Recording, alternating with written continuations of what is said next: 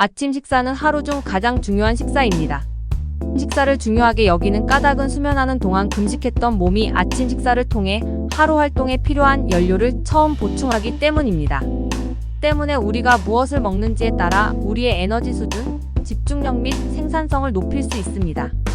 반대로 올바르지 못한 아침 식사를 선택할 경우 점심시간까지 신체 활동을 부진하게 만들 수 있습니다. 또 아침 식사에서 부족한 부분을 보충하기 위해 하루 종일 간식이나 달고 자극적인 음식을 추구하는 등 더 나쁜 음식 선택을 하고 싶은 유혹을 받을 수도 있습니다. 이러한 이유로 우리가 아침에 먹는 것에 대해 현명한 결정을 내리는 것이 중요합니다. 자고 일어난 직후는 속이 빈 공복 상태로 좋지 않은 음식들은 아침 식사 메뉴로 피하는 것이 좋습니다. 공복에 먹으면 좋지 않은 음식 중 하나는 바나나입니다. 바나나는 식이섬유가 풍부하고 포만감이 큰 음식으로 다이어트 중 섭취하면 좋다고 알려져 있으나 아침 공복에는 피하는 것이 좋습니다. 공복에 바나나를 섭취하게 되면 혈액 속 칼륨과 마그네슘 수치가 급격하게 올라가기 때문에 심혈관에 부정적인 영향을 미칠 수 있습니다. 그리고 식이섬유가 많아 장이 약한 사람이 공복에 바나나를 섭취한 후 설사나 복통을 겪을 수 있으므로 가급적 아침 식사로 바나나를 섭취하지 않는 것이 좋습니다.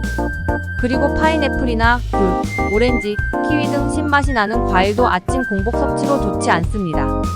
신맛이 나는 과일, 대표적으로 파인애플과 키위 등에는 소화를 돕는 단백질분해 효소인 프로테아제와 산성 성분이 포함되어 있습니다. 이 효소는 빈속에 섭취할 경우 위의 점막을 자극하여 위산과 접촉해 역류성 식도염 등 소화 장애를 유발할 수 있습니다. 우유도 마찬가지입니다. 우유가 위벽을 보호하는 역할을 한다고 알려져 있지만 빈속에 우유를 마시게 되면 우유 속 칼슘과 단백질이 위산 분비를 자극시켜 위염 등 증상을 일으킬 수 있습니다. 또 공복 상태에서는 소화력이 약해진 상태이기 때문에 우유의 단백질과 지방 소화 능력이 떨어져 소화 불량이나 복부 불쾌감 등 불편함을 느낄 수 있습니다. 그렇다면 아침에 먹으면 더 좋은 음식들에는 무엇이 있을까요?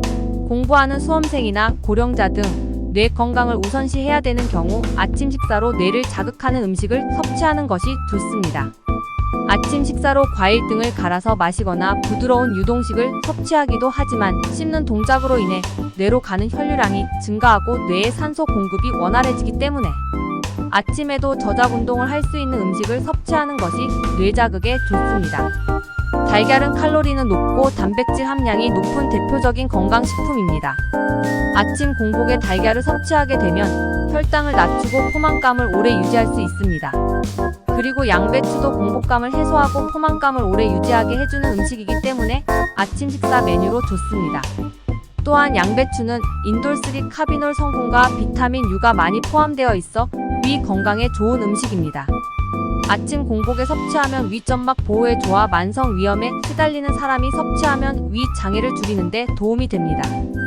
귀리로 만든 오트밀은 외국에서 아침 식사 대용으로 널리 섭취되고 있습니다.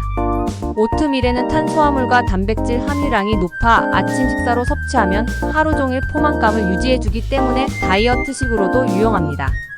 아침에 먹으면 더 좋다고 알려진 베리류 과일이나 사과를 함께 섭취하는 것도 영양소 섭취 효과를 높여주는 방법입니다.